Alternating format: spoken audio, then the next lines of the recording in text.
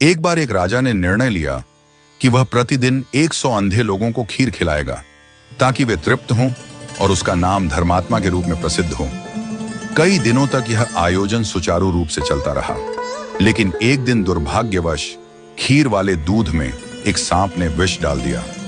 परिणाम स्वरूप खीर खाने से सभी 100 अंधे लोग मर गए। इस भयानक घटना से राजा अत्यंत दुखी हो गया। उसे लगने लगा कि 100 निर्दोष लोगों की मृत्यु का पाप अब उसके सिर पर है। पाप से मुक्ति की तलाश में उसने अपना राज्य छोड़कर जंगल में जाकर तपस्या करने का निर्णय लिया। जंगल की ओर बढ़ते हुए राजा एक छोटे से गांव में पहुंचा। वहां उसने चौपाल पर बैठे लोगों से पूछा, क्या इस गांव में कोई भक्त परिवार है जहां मैं एक रात के लिए ठहर सकता हूं? चौपाल पर बैठे लोगों ने बताया, यहाँ एक भाई बहन रहते हैं जो गहरे भक्ति भाव में लीन रहते हैं, आप उनके घर ठहर सकते हैं। राजा उस भाई बहन के घर गया और वे दोनों उसे बड़े आदर से अपने घर ले गए। अगली सुबह जब राजा उठा तो देखा कि लड़की ध्यान में लीन थी। सामान्यतः वह सूरज उगने से पहले ही ध्यान समाप्त कर लिया करती थी, लेकिन इस बार वह काफी देर तक ध्यान मग्न रही। जब लड़की ध्यान से उठी तो उसके भाई ने कहा, बहन, आज तू इतनी देर तक ध्यान में क्यों रही? हमारे घर एक मेहमान आया है, उसे जल्दी जाना है, तुम्हें ध्यान से जल्दी उठ जाना चाहिए था।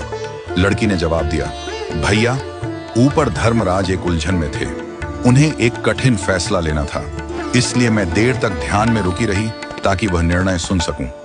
भाई ने जिज्ञासा पूर्वक पूछा, ऐसा क्या मामला था? लड़की ने बताया, फला राज्य का राजा 100 अंधे लोगों को खीर खिलाता था, लेकिन एक दिन खीर जहरीली हो गई और वे सभी मर गए। धर्मराज उलझन में थे कि इस पाप का दोष किसे दिया जाए, राजा को, सांप को या रसोइये को जिसने दूध को खुला छोड़ दिया। राजा जो यह सब सुन रहा था उत्सुक हो उठा। यह मामला तो सीधे उससे जुड़ा हुआ था। उसने लड़की से पूछा, तो क्या फैसला हुआ? लड़की ने कहा, अब तक कोई फैसला नहीं हो पाया था। राजा ने अनुरोध किया, क्या मैं एक और रात यहां रुक सकता हूं? भाई बहन ने सहर्ष अनुमति दे दी।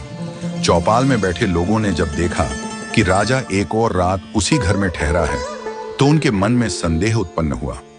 वे बातें बनाने लगे, ये राजा भक्ति का दिखावा कर रहा है, निश्चित रूप से उसकी नीयत लड़की को देखकर खराब हो गई है। अब वह लड़की के साथ भाग जाएगा या फिर यहीं ठहरा रहेगा। अगली सुबह लड़की फिर से ध्यान में बैठी और इस बार समय पर उठ गई। राजा ने तत्परता से पूछा, अब बताओ, अंधे व्यक्तियों की हत्या का पाप किसे लगा? लड़की ने मुस्कुराते हुए उत्तर दिया, वह पाप तो हमारे गांव की चौपाल में बैठे लोग बांट कर ले गए। राजा चौंक गया। लड़की ने समझाया,